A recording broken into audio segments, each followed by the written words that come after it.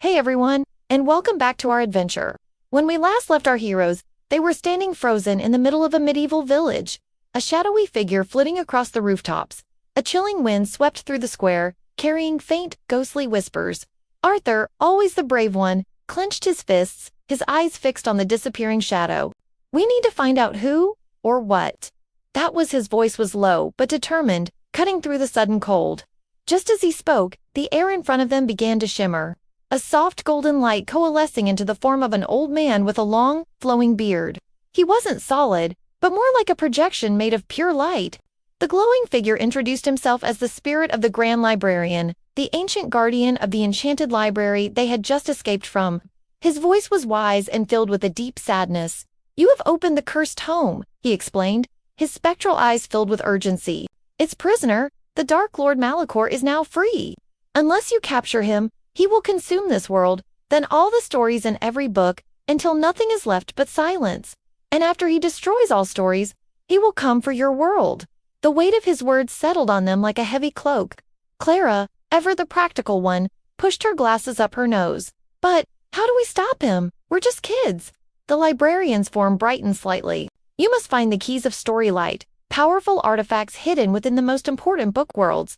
Gather them all, and you can seal the library's magic once more, trapping Malachar inside forever." He then gave them their first clue.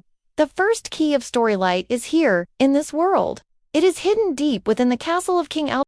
Felix groaned dramatically, running a hand through his hair. "A castle? Seriously? Castles are just drafty old buildings full of dungeons and grumpy guards."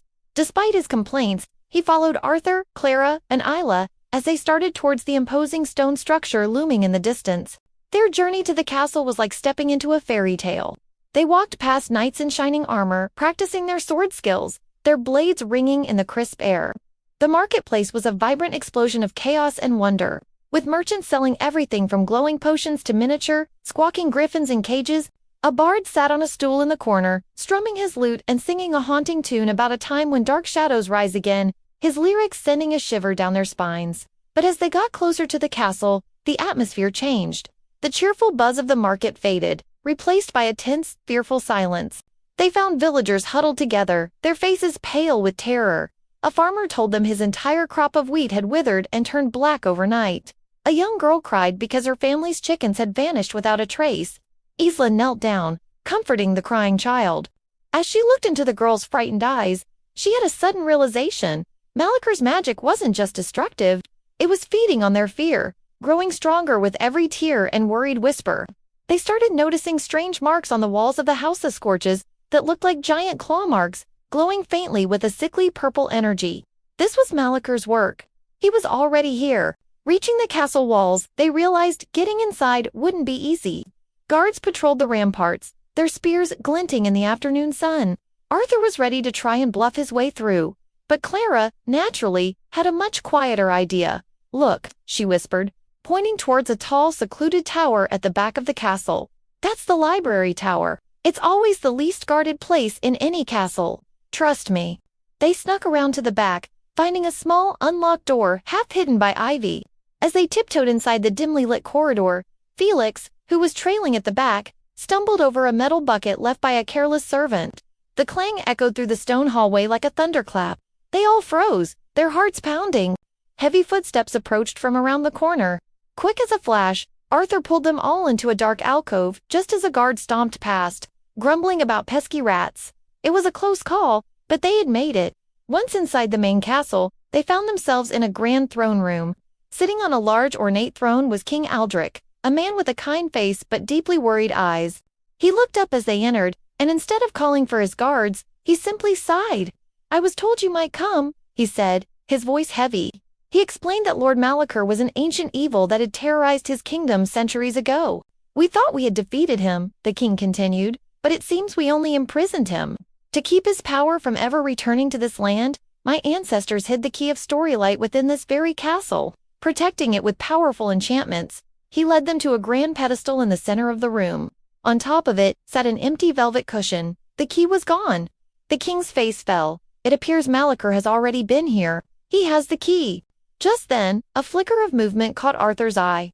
A glowing purple shadow darted down a hallway. "There, after it," he yelled.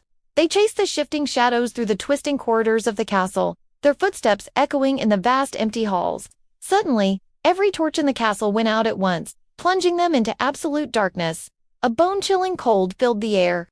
Then, in the middle of the hall, a silhouette began to form, coalescing from the shadows themselves. Two piercing red eyes opened, glowing with malevolent light. It was Malachar. His voice slithered through the darkness, a sound like grinding stone and dry whispers. "Foolish children, you are too late." His form rose to its full, towering height. "The stories will fall, one by one, and your world will be next." Before they could even react, he raised his hands, and the air crackled with dark energy. A storm of raw, chaotic magic erupted inside the castle, a vortex of purple and black lightning. The blast threw the children backward, sending them tumbling across the stone floor. Books and ancient scrolls flew from the shelves, caught in the magical gale. As the world spun around them, Arthur screamed, "Hold on to something!" The screen faded to black, the only sound being Malachar's cold, triumphant laughter echoing in the darkness. What will happen to our heroes? Will they escape Malachar's wrath? Be sure to tune in next time to find out. If you're enjoying this adventure, please hit that like button, subscribe to the channel, and ring the bell so you don't miss the next chapter. Thanks for watching, and we'll see you in the next story.